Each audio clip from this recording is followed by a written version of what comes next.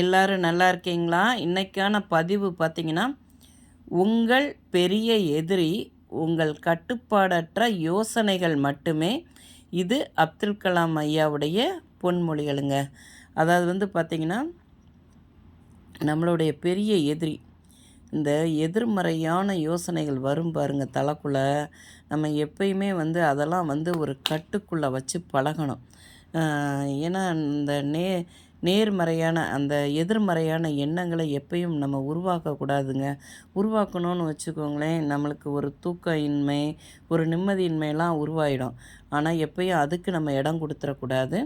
பொதுவாக வந்து பார்த்திங்கன்னா, ஒரு மனிதன் நல்ல யோசனைகள் எந்த அளவுக்கு யோசிக்கிறானோ அந்த அளவுக்கு தாங்க அவனுக்கு வெற்றிகள் வந்து சேரும் பார்த்துக்கோங்க. பொதுவாக கிடைக்குமா கிடைக்காதா அப்படின்லாம் யோசனை பண்ணிகிட்டு இருக்கக்கூடாது. கிடைக்கும்னு என்ன நம்ம நம்பணும். நடக்குமா நடக்காதா, முடியுமா முடியாதா, இந்த மாதிரி தவ எதிர்மறையான யோசனைகளுக்கு இடங்கிறது நம்ம கொடுத்துடக்கூடாது. நடக்கும் முடியும் என நம்ம நம்பணும். எப்பயும் நம்ம நல்லதையே சிந்திப்போங்க, நல்லதையே செய்வோம். நல்ல சிந்தனைகளை நம்ம செயலாக்கணும். நல்லதுகளை சிந்திக்கும்போது அதை நம்ம செயலுக்கு கொண்டுட்டு வரணும் பார்த்துக்கோங்க.